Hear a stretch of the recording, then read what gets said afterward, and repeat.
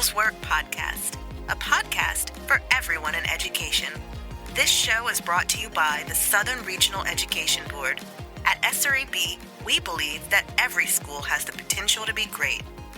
Whatever you do in the school, whatever your job may be, let's talk about things that make schools work. This is Dan Brock. Welcome back to our Making Schools Work podcast.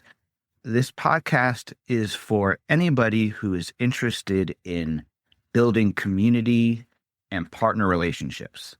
And to introduce our guests, I have here Aimee Wyatt, who is SREB's Director of Leadership and Professional Learning. Hello, Aimee. How are you today? Dan, great. Awesome. So we've had the organization called Pencil as featured presenters at the SREB conference for 2 years. Tell me about why Pencil has been invited to be featured presenters. What is it about them that you've asked them to come back? Sure, Dan. I'm so excited that Pencil is going to be joining us again this summer. Bob Kucher and Alayna Cate with Pencil are outstanding partners with SREB. They understand how to engage businesses in education, pre-K through 12. They understand it from every level, and they really understand how to get educators and industry partners speaking the same language. They bring them to the table. They actually talk about what the impact is for student learning and talk about the things that we really want our teachers and education business partners to be talking about rather than some of those surface level things. Pencil understands how to make those deep connections and long lasting impacts on the city that they serve, which is Nashville. So the business partners can actually go into the schools and work with teams of teachers to make a difference in the classroom. All right. Well, let's bring in our special guest today. We have with us Alayna Cate, who is Director of Partnerships at Pencil. Hello, Alayna. Hi, thank you for having us. My pleasure. And we have Bob Kucher, who is the Chief Partnerships and Programs Officer. Hello, Bob. Hi, Dan. Hello, Aimee. So, Bob, can you give us a brief overview of who Pencil is and what are some of the services you provide in Nashville City Schools? Absolutely, Dan. Thank you for that question. So a few things first and foremost regarding the history of Pencil. Pencil is 43 years old, a staple nonprofit in the city of Nashville that supports Metro Nashville Public Schools.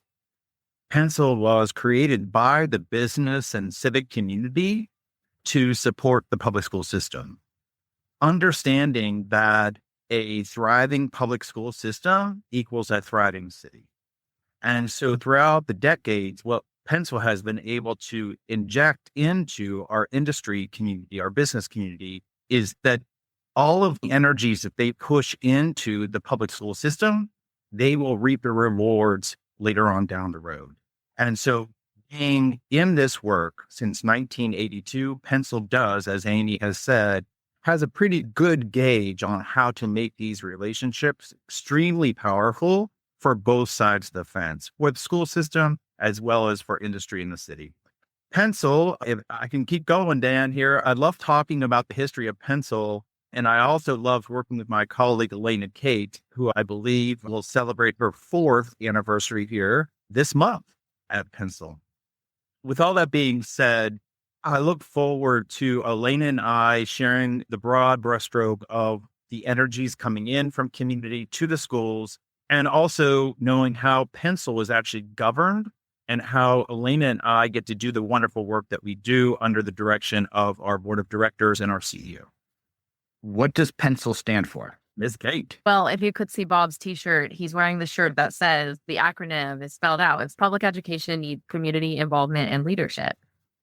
Public education needs community involvement and leadership.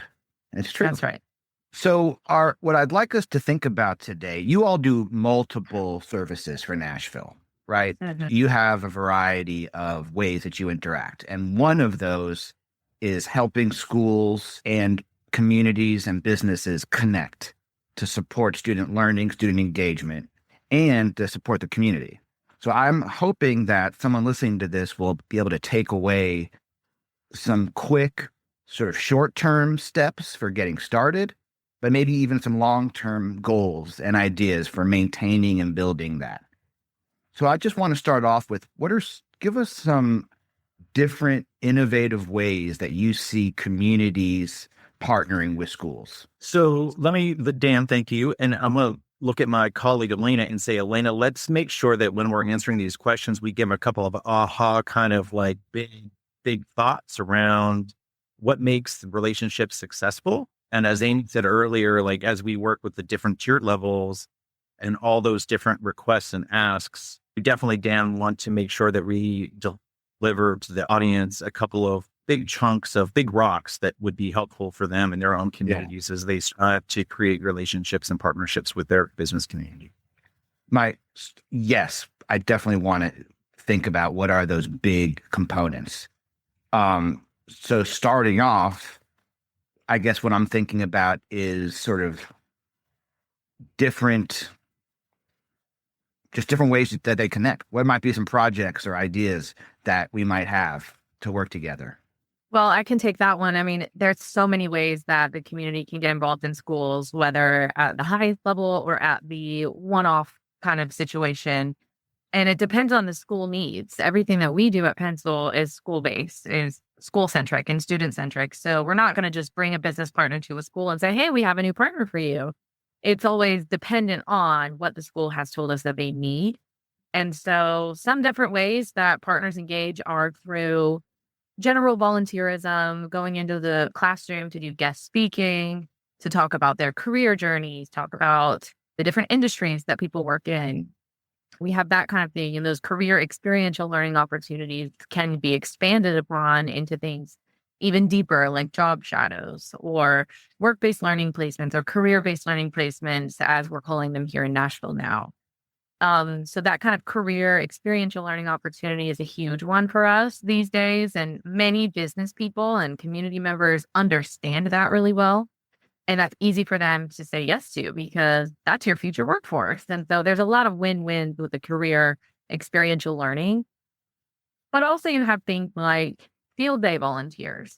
And when you get into the elementary and middle school levels, kids need mentorship. And so volunteers can come in and do that kind of thing and build relationships with teachers, build relationships with students, really get to know and get to become part of that school community by doing things that maybe a classroom teacher says that they need help with, like cleaning out a closet or moving furniture around because they need to have the floors waxed. Those types of things can also be involved in a partnership. Can you give some, maybe a specific example where you saw a partnership increase motivation, where teenagers or as kids get older, we sort of see them be like, school, right? Mm-hmm. And that's a normal thing, but a student was like excited to be there that day because of something that a school brought in from the community, maybe a specific experience or project. Dan, there are so many uplifting, unbelievable moments that give you goosebumps up and down, right? When you are actually able to create these relationships and partnerships that service both the school and the business and or the community partner.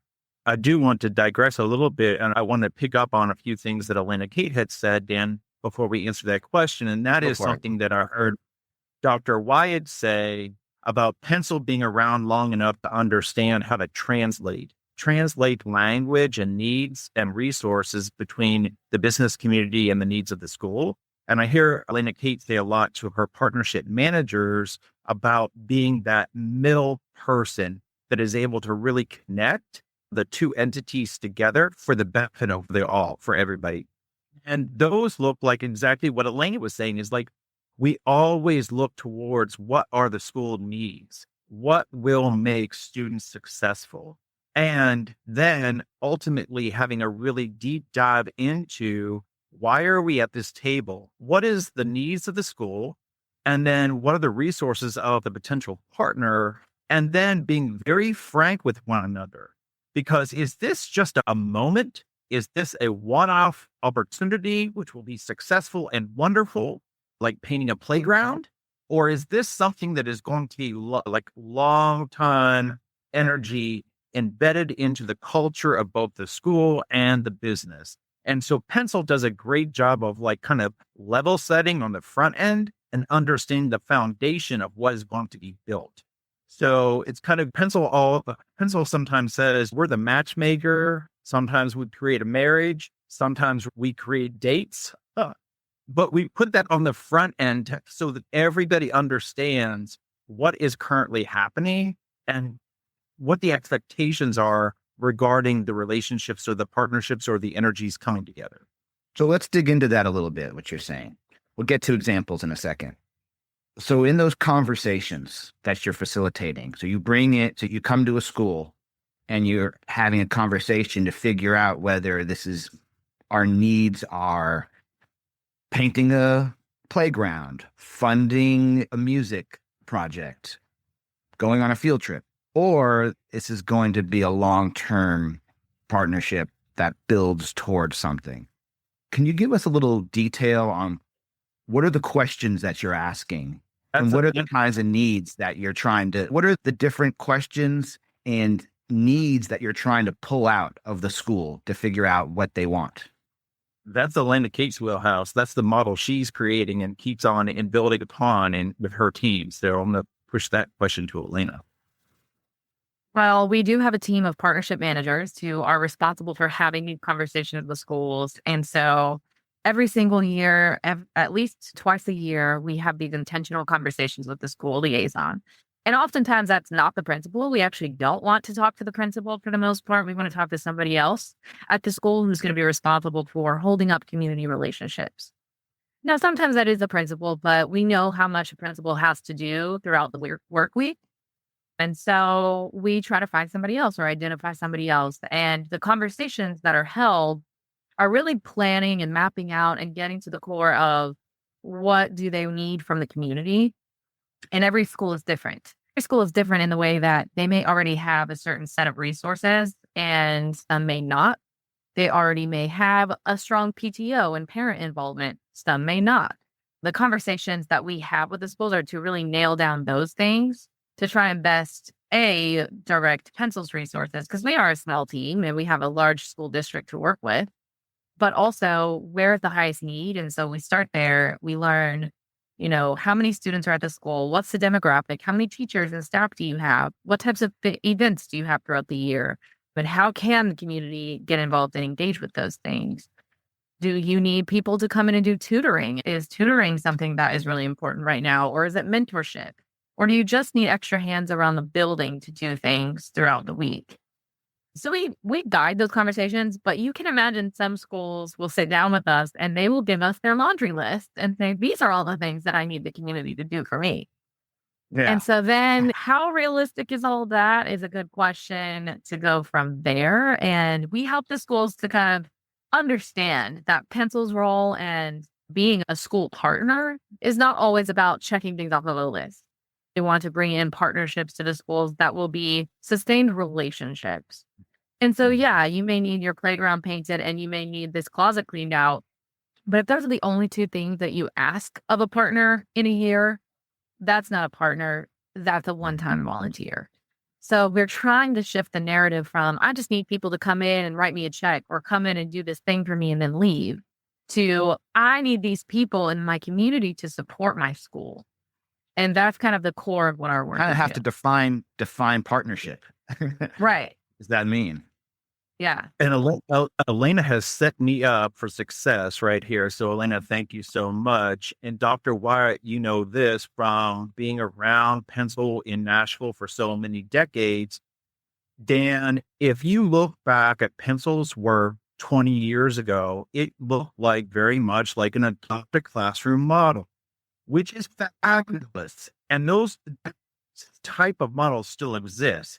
Many of our business partners 20 years ago were engaged at the elementary school tier level, and they were doing all of the things that are fun, right? I call that, right?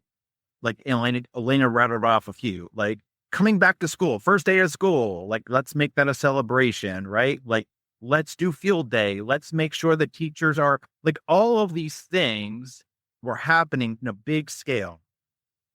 And then 17 years ago, when Nashville adopted the small learning communities model, Academies of Nashville, that was a moment where Pencil was able to translate and educate the business community that there is something bigger and beyond, that your employees can actually help grow the city of Nashville and your workforce for your industry. So Pencil and the business partners still continue to offer those wonderful celebratory moments that are engaging teachers and students for first day back to school, for field days, or teacher appreciation moments.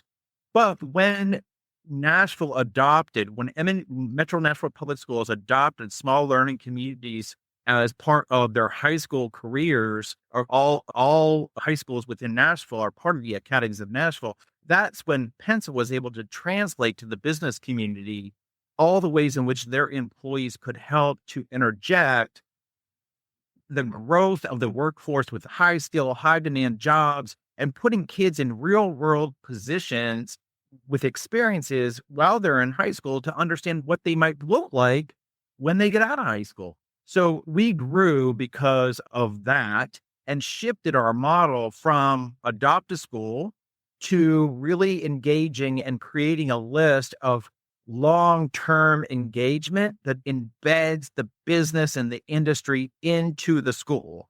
And it becomes something that is, for Alayna's team, not just understanding the needs and the resources that are needed in the school, but also what are the needs and the resources that are needed for the businesses and the companies within the region. So that is a really unique space to sit in that Alayna and her team do, because they are that conduit that is translating constantly back and forth to make sure that they are creating the best relationships and best partnerships that can happen, whether that's just a one-off moment, Dan, or whether that is something that will go off for years in the future.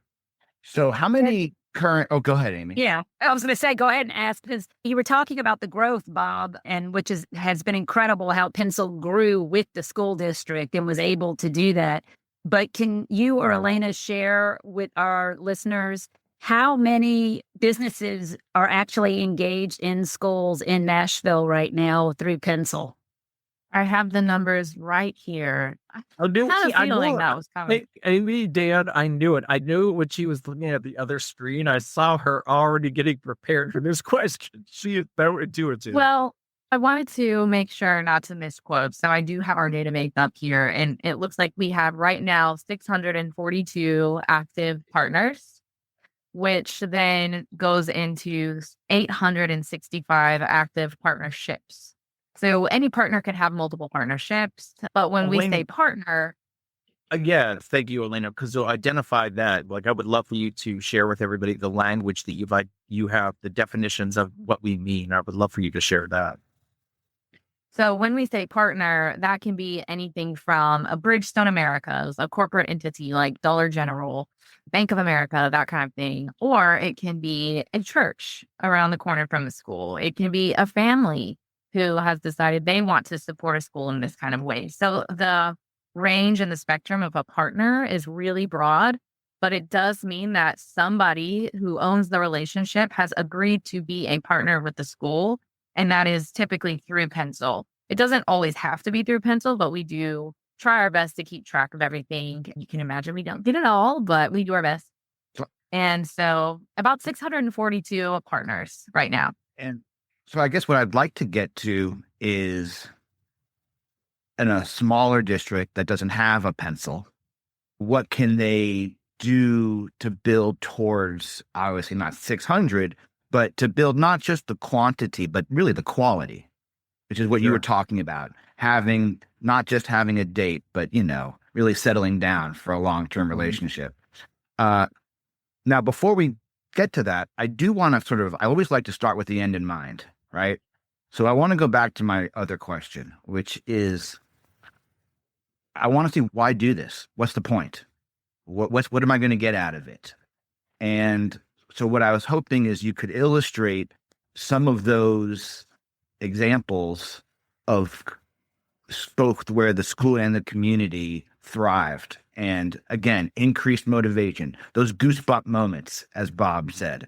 Like what can I hope for if I do this? I'm trying to think about the best possible scenario for a marriage that lasts a long time and produces lots of great memories. I'm thinking of the zoo and their new commitment to the Overton cluster. And I'm thinking of Bridgestone and NES, which is Nashville Electric Service. I'm thinking about Stanton Electric Service and those different types of academies. Tell us about the zoo.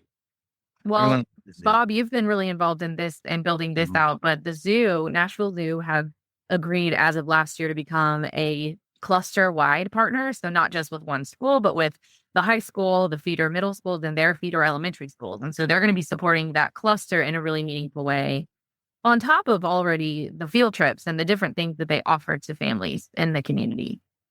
I don't know if Bob, you more about that. Yeah, so that's a great example, and I do have another one that I definitely want to share. But Alayna does speak to the Nashville Zoo, which has been a wonderful partner for MNPS in a variety of ways, pre-K through 12. But they have very significant relationships or partnerships that look a little different than every school can come to the zoo for a field trip. Every school can have what the zoo provides. However, when we created, or when Dr. Battle had this vision to have the zoo become a cluster-wide partner, that allows the zookeepers and the zoo's education partner to think above and beyond what the normal would be like. And so who does not want to really express to young people their profession, right? Like that is a really wonderful thing when you can have and give young people really significant information around how do you sit in my seat, right? If you're already interested in zoology, biology, animal studies, all those things, how can I make sure that you get those experiences that propel you to potentially sit in my professional seat at the Nashville Zoo? And so, Dan, to answer your question in a different way. I feel like when Pencil and Alayna's team are able to create relationships that immediately start to inquire about things, right? The school is like, what types of departments does your business have? Oh, and the company says, oh gosh, like what types of classes do you have at your school? And they start to, like, through Pencil's conduit, like make these connections, because they are so excited to share their life, their work with a young person who's also interested in that same vein. And so that is what I find is the creativity in Pencil. And here's my story, my goosebump story. Alayna Cate mentioned Bridgestone Firestone. That's a big partner. She manages that account. She has the school that holds that account. And I remember when that partnership actually was created. It was created in Nashville at the Bridgestone headquarters, and there was a very long board room table. And there were 3 young people from Maplewood High School that attended this meeting as everybody was doing the handshake. On either end of that boardroom, there was one guy from Bridgestone who flew in from Tokyo and another person that flew in from South America. And everybody was talking about what this relationship would look like for the very first student-run Bridgestone Firestone store in the country. Wow. And this young female junior had a tear roll down her face at the end of the meeting. Why? Bridgestone Firestone gentleman that flew in from Tokyo said, "Are you okay? Did somebody say something?" She said, "No. I love cars. My dad loved cars. I always thought I'd be under a car, but I want your job." And it was the moment when that young woman knew something could be in her field of interest that was beyond her imagination. And that is a goosebump moment that I know that Alayna Cate and her team see all the time. That is when there is deliberate research and understanding about the needs of the school, the interests of the students, and the resources within a city And that's when the magic happens. And that's when a young person has a tear roll down their eye because they see themselves in some other place Yeah. that they never imagined. That's a good one. And what I'm hearing is both with that example and the zoo example is it's far more than the information dump. And it's about career alignment with the content of what we're doing here. How not what you're learning connects to what you might want to be, what you could be, and it's opening up possibilities. Alayna, can you talk a little bit of some of your top examples where students got workforce experiences like this one he shared one, maybe another one where the partnership leads to maybe some of the secondary kids being able to really experience career alignment deeper. For sure. And I would go on and on about Bridgestone, but I'll switch gears and talk about HCA Healthcare. Good. That was good. Also headquartered in Nashville, but healthcare organizations want to have partnerships and want to be involved, but there's a lot of legal things that kind of get in the way sometimes, like hospital job shadows. Some places that's unheard of. But HCA Healthcare figured it out.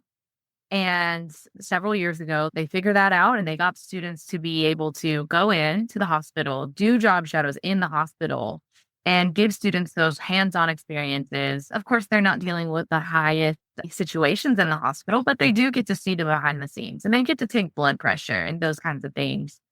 And from there, certain amounts of students also get to become interns at the hospital, do apprenticeships with the hospital. The same is true for Ascension St. Thomas. They've kind of also started doing these things. And so Ascension and HCA are both huge healthcare partners in our city, giving students true hands-on workforce experience while they're still in high school. Oftentimes are getting paid for that experience through our career-based learning program. And then students can be hired immediately upon graduation. So what they've done with Ascension and HCA is offered on-the-job apprenticeship and training so that students who may want to go to college but still need to work can do that while they're employed with these two employers. And so that doesn't just start from nowhere. Those are conversations that Pencil had been involved in, that the district had been involved in, the schools had been involved in, and said, yes, we all want to do this, and then figured out how to do it. What are some of the keys to reaching out to different businesses and communities? What are some of the tips I know Pencil does a lot of that on behalf of the school. Right. So if a school is going to do it sort of on their own or assign a person to be responsible for that, what are some of the tips you would give them? I would say that Alayna and I are definitely giving you examples of huge companies with their headquarters in Nashville. I want to repeat something that Alayna said earlier. We have many partners that are mid-sized companies, mom and pop shops, like people that are in smaller healthcare collectives.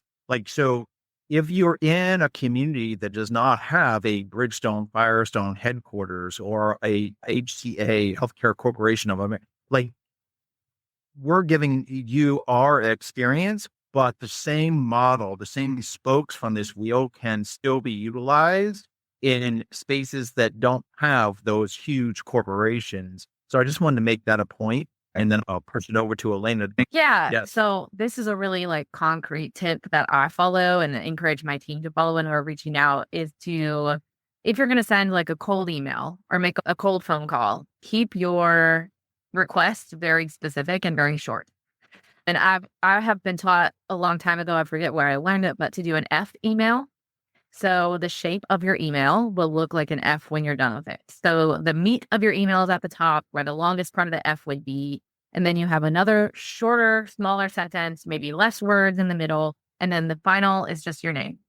So the shape will look like an F. And that's the most effective way to make a request.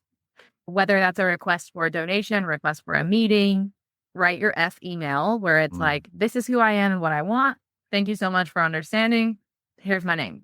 And that oftentimes is readable, whereas a lot of times somebody will send an email out into the nebulous and think, I need to put everything I know here, everything I want here, and every way to contact me at the bottom. You don't need all that. It's very much a better train of thought to give someone a digestible short request, and at least you can get a yes or a no, but they Right. will read that. One very specific. That is a good one. It's helpful. Bob? It is. And so after you said that F email and you get that person or that business to accept a meeting, that first initial meeting should not last longer than 40 minutes. And for pencil people, we should go in with a very significant way of how we're going to spend those 40 minutes. It's 10 minutes of get to know you, and then it's boom. And here's how you can win by celebrating and partnering with this school for these reasons. And if you want to know more, then take you on a school tour. But it's like, we are not wasting people's time. We want this to happen within 30 days. So when Alayna talks about the F email, like we want to get you, we want to get you hooked. We are the salespeople for partnerships in public ed.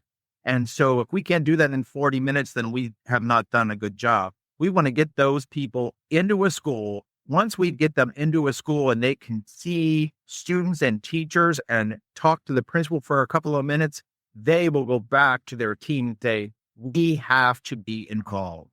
And so it works like we want it to work, and we do it quickly. Then we know that we can sustain that and grow that relationship for the long time. Go ahead, Aimee. And one more tip that I learned from Bob many years ago when Bob helped me as principal of a school in Nashville. And so what I would say is a good tip is there is no partnership too small. You would be amazed. Don't have a bias into partnerships. You could have a meeting with a partner, and if you start digging deep enough and finding out more about that partner, you would be amazed where it will take you. And so when Bob was talking about a mom and pop store, we had a partnership with a local travel agent that actually, because we talked about the curriculum, because we talked about the students' needs, it actually ended up being a full-blown internship with Norwegian Cruise Line, and landlocked Nashville had kids attending an internship on a cruise ship. And that happened because of the relationship that the mom and pop travel agency created with the school and connected that program to that other business. And so that's something that I learned from Bob is no matter where, if you're listening to this, no matter what size your school district is or where you live, there is somebody that can connect you to something else. And you just have to be willing to have those conversations and those asks and know where you're trying to make that impact. So what would you say are some of the key questions a school needs to ask themselves when starting this journey? I'm going to repeat something Alayna Cate said earlier, and that is the principal, the executive principal of the school should always be in the know, but the executive principal does not need to own the relationships. Alayna Cate and her team have identified that over and over again. There has to be a point person, a champion within the school, and there has to be a point person within the partner or the company, church, whatever the partner is, because we are going to make sure that the relationship continues, right? The plans happen. And so I'm going to lean into Alayna to talk about the importance of just identifying those things on the front end, and then anything else, Alayna, like within your partnership continuum model that you would say to Dan and to Aimee that are like really like important components of the cycle. I would say if I'm a school and I'm just starting this journey, I want to, before going to anybody and asking for anything, is understand, do you really want a school partner or do you want a donor? Do you need a sponsor for something? Those are very different things, and the conversation should be different. And it's okay to have both, and it's okay to be both at the same time. That's fine. But understanding that a true relationship does not revolve around a checkbook. And a true relationship does not revolve around my name is on the back of the soccer team t-shirts. Like that is just not it. And so make sure you understand the difference there and know what you're asking for your students. So Bob said, who is going to be the point person? What do we want to get out of this? What do we want to get out of this? Do we want to get money? Or do we want to get experiences, right? And connections and student learning with the partner? So those are two things. Is there any other key questions that you would ask or that you would try to facilitate a discussion with schools to try to understand what they're looking for, or for them to ask themselves when getting started? I would just also recommend be sure you know exactly how much you can commit to. It is a two-way street. So if you're asking, what else are you giving to the partner? Are they going to get promotional whatever? Are they going to get handwritten notes from students? Those are also beautiful things, like very easy, beautiful things. And also commit to communication. The biggest killer of any relationship, school partnership or personal or otherwise, is communication. It is the lack of communication. It's miscommunication. It's unanswered emails. I cannot tell you how many times we onboard somebody and everything seems great face to face, but then the emails go unanswered for too long and they never want to come back. That's an insult. It's horrible. Also, this is a really great point, because to Alayna's, the additional thing to that is the immediate documentation of everything. So the immediate documentation of this partner came to this school, this conversation had happened. These were the notes. This was the goal. This was the plan. These are the people that are supposed to be communicating. And so then there's this third party pencil. Alayna can be like, well, there's some miscommunication here. Somebody's not answering their emails. What's happening? Oh, that person was let go, or that person moved to California. Now we have to bring that conversation back up to the surface. So documentation, having some way to document everything that is happening. And so that's a big part of Alayna and her team's model and our database of knowing how many partners, how many partnerships, who's doing what, when, how many hours, what does that contribute to community investment? Like, we can get down to the nitty gritty and tell you how many hours Bridgestone has provided to that school and what Bridgestone employees have been in that school and how many kids have gone to Bridgestone. Like, documentation is key, and that is the sustainability of all relationships. And I would like to hear Alayna say she agrees with me. Well, Alayna, also, and I don't want to put words in your mouth, but also as a part of that documentation, can't Pencil actually put the in-kind services to dollar figures? Can you not? And so would you expand a little bit on that? Because I think that's really important for other people to understand in the communication, how you explain the return on investment. And that is, I was hoping we would get to this, because I can tell you from when we started really tracking this stuff in 2017 to now, Pencil has calculated up over $15 million worth of community investment for MMPS. And that's less than 10 years. And the way we're able to do that is by every time someone volunteers and logs a volunteer hour, we turn that into a dollar amount. And that's usually based on the national average, which is right around $30 an hour. Although I heard that it went up this year, so we may need to update our system. Basically, any hour that someone volunteers and any donations that they do make, because people do want to sponsor a pizza party and people do want to donate shoes for kids who need them. Like, those things come along too with these partnerships. And so any of that goes into our system, where we then turn that into a community investment number. And for every single school, we can give them that community investment number. For every single year, for every semester, we can calculate those things up. And that is because of what Bob said about the fidelity in which we're tracking information and tracking who is going where and doing what and when. So we're gonna have to close in a minute. We could keep going on and on. There's so many things. I want to sort of synthesize the essential elements. You talked about who, right? Choosing the right people, point people on both sides. You talked about ensuring the why and the goal and the purpose. You talked about documentation and having documentation along the way. And you talked about communication and the expectations and ensuring that communication is happening consistently and in a timely manner. Is there anything else you want to add to those? And I'm looking at, we didn't get into the partner continuum: engage, manage, measure, celebrate. So if there's anything from that, I did my homework and you mentioned it, Bob. So if there's anything from that you would add to those essential components. I would just simply say to anybody listening to the podcast, you should come hang out with Alayna and I in New Orleans, and they'll go from there. We're looking forward to it. Dr. Wyatt, thank you. Daniel, thank you. We really appreciate you both. Alayna, also, is there anything you would add to those components? Well, we've been talking about each one of those buckets, right? This whole time. Everything we've talked about goes into one of those buckets, which engage is the most obvious one. Schools know how to engage partners. They know to invite them to things and to ask them for things, and that kind of engagement exists. The manage piece and the measure piece really get a lot deeper than most schools do on their own, which is why Pencil is so important in Nashville. And having maybe an intermediary, it could be your chamber, it could be another nonprofit, it could be somebody at your school who's owning all of this, but the manage and measure are two different things that really should go into this to ensure sustainability. Let's end with celebrate.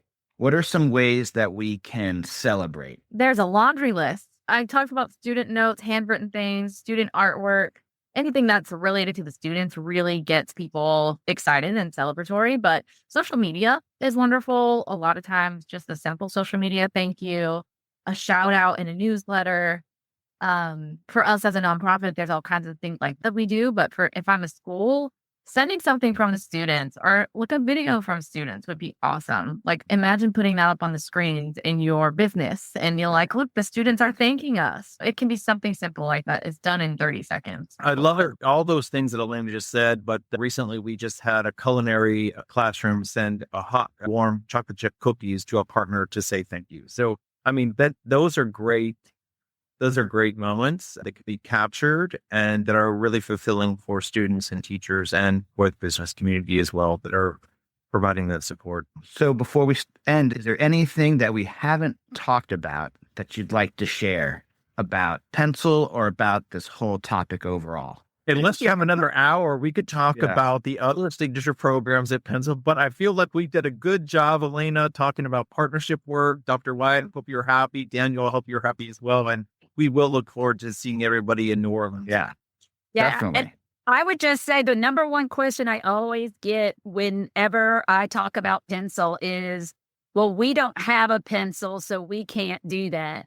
And I just want to encourage people that's not true. There are nonprofits in every community. There are people that have the capacity to do it. I've seen rural, regional community partners come together. So there's sometimes for an entire region, they can bring people together.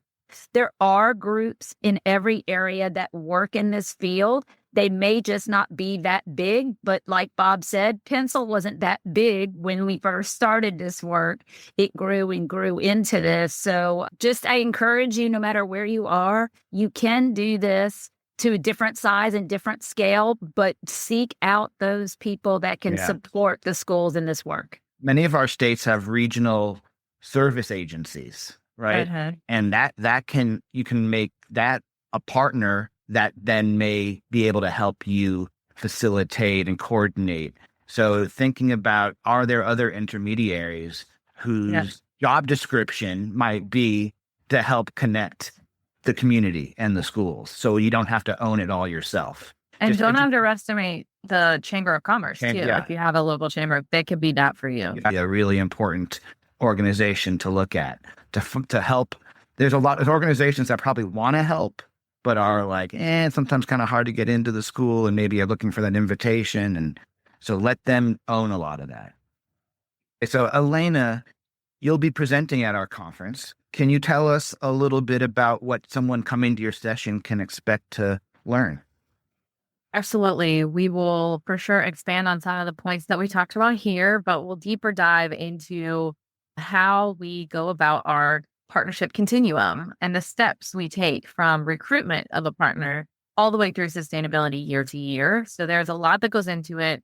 We'll even showcase our data tracking system that we use. We will talk about examples from our community and how you can apply them in your community. Fantastic. Thank you guys, and we look forward to seeing you there. Yes. So we hope everyone can join us at the Making Schools Work Conference in New Orleans this summer, July 15th through the 18th. We'd like to see you there. Laissez les bon temps rouler. Come out and see Pencil. Thank you. Thank you. Thank you for listening to this episode brought to you by the Southern Regional Education Board. SREB is a nonprofit dedicated to improving education from pre-K all the way to PhD and into the workforce. Visit SREB.org for resources on instructional practices, teacher data, career pathways, and more. And don't forget to like, subscribe, and follow us on social media. You can find us on Facebook at SREB-School Improvement and on Twitter/X and Instagram, both at SREB Education. See you next week.